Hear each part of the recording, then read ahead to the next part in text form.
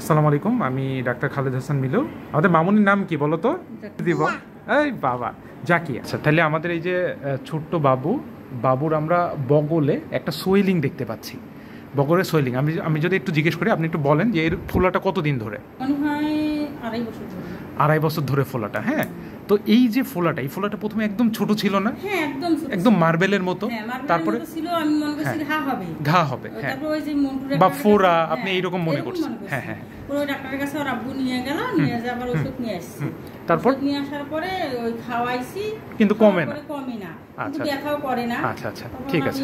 আমাদের গ্রামের মহিলা বলতেছে যে এটা হেমিও ঔষধ খাওয়া, হেমিও ঔষধ খাওয়ার পরে দেখতেছি যে হেমিও ঔষধও খাচ্ছে, আবার কিন্তু এটা বড়ই হয়ে যাচ্ছে। আচ্ছা, তাহলে দেখেন, এটা হোমিওপ্যাথি বা অ্যালোপ্যাথি যে কোনো ওষুধই যদি আপনি খাওয়ান, এটা চিকিৎসা কিন্তু ওষুধ না। এটাকে কি জিনিস আমি একটু বলি। এই যে টিউমারটা দেখি মামুনি, তোমার লাগবে না, হ্যাঁ, আমি তোমাকে ব্যথা দিব না। দেখো, এই যে দেখেন, আমরা এটা চাপ দিচ্ছি, চাপ দিলে মনে হচ্ছে না যে এর ভিতরে একটা পানি আছে? আপনি খেয়াল করে, আপনি তো বাবা, খেয়াল করে দেখছেন যে এর ভিতরে পানি আছে? দেখি বাবু, হ্যাঁ হ্যাঁ হ্যাঁ হ্যাঁ, কমে যায়, একটু ছোট হয়ে যায় এটা মাঝে মাঝে। আচ্ছা, হ্যাঁ দেখেন, তাহলে এর ভিতরে একদম পানি, এটা কিন্তু শক্ত কোনো কিছু না। তাহলে এটা একটা সিস্ট, এটা একটা সিস্টিক সোয়েলিং, এটাকে আমরা বলি লিম্ফ্যানজিওমা। তো লিম্ফ্যানজিওমাটা কি জিনিস দেখি, শরীরে বিভিন্ন জায়গায় কি রক্ত পানি জমা হয়, রক্তরস, এগুলোকে বলে টিস্যু ফ্লুইড। এই টিস্যু ফ্লুইডগুলা আমাদের লিম্ফেটিক্স নামে একটা মেশিন আছে, মনে করেন যে মোটরের যেমন পাইপ আছে, এই পাইপের মাধ্যমে ওইগুলো রসটা নিয়ে যায়।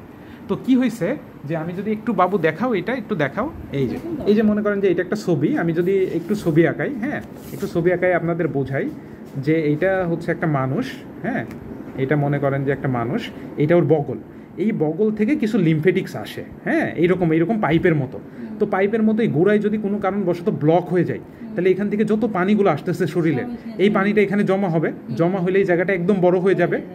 তো এই যে বড় হয়ে গেছে, এই বড় হওয়া জিনিসটাই আপনারা এটা দেখতে পাচ্ছেন।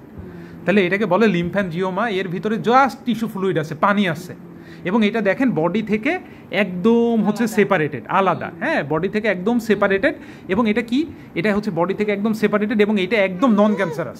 দেখি মামুনি একটু টাকাও নাও, তুমি পেনটা নাও, এটা তোমার আজ থেকে। হ্যাঁ হ্যাঁ, তাহলে হ্যাঁ আপনারা শোনেন, তাহলে এটা একদম নন ক্যান্সারাস, এটা শরীরের জন্য কোনো ক্ষতিকারক না। হাতটা নামাই দেন মা, বাবা হাতটা নামাই দেন, হ্যাঁ ও কষ্ট পাচ্ছে। সাইড হচ্ছে মাথা, গলা, বগল, মাথা, গলা, বগল। এবং আপনাদের আমি সেম আরেকটা পেশেন্ট দেখাইছি না, এটা সেম টু সেম পেশেন্ট, হ্যাঁ একই পেশেন্ট। হ্যাঁ, তাহলে এটার সবচেয়ে কমন সাইট এটা, এবং মোস্ট অফ দ্য ক্ষেত্রে এটা ছোটো থাকলে এটা কোনো চিকিৎসাই লাগে না, এটা সারা জীবন বডিতে থাকলে সমস্যা নেই। কিন্তু এটা যেহেতু বড় হয়ে গেছে, এটা চিকিৎসা হচ্ছে অপারেশন করে ফেলা।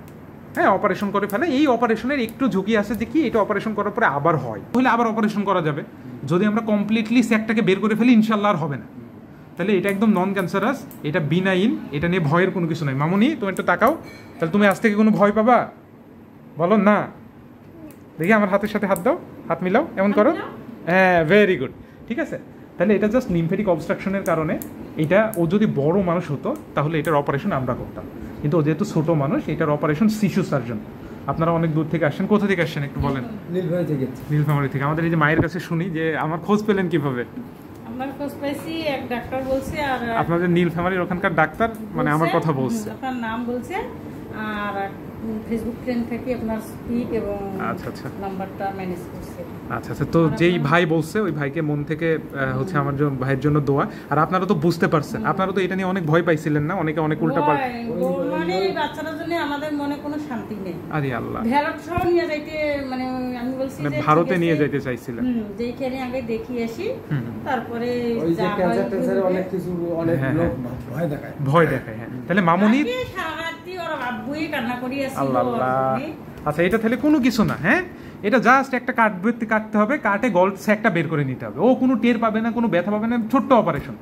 হ্যাঁ, তাহলে কোনো ভয় পাচ্ছেন আজকে থেকে? আপনি একদম ক্লিয়ারলি বুঝছেন তো? তাহলে এখানে আসাটা সার্থক হয়েছে তো? আজকে থেকে ঘুম হবে তো? ঠিক আছে, আমি আপনাদের বাকি প্রসিডিউর সব বলে দিব, ঠিক আছে, ওকে।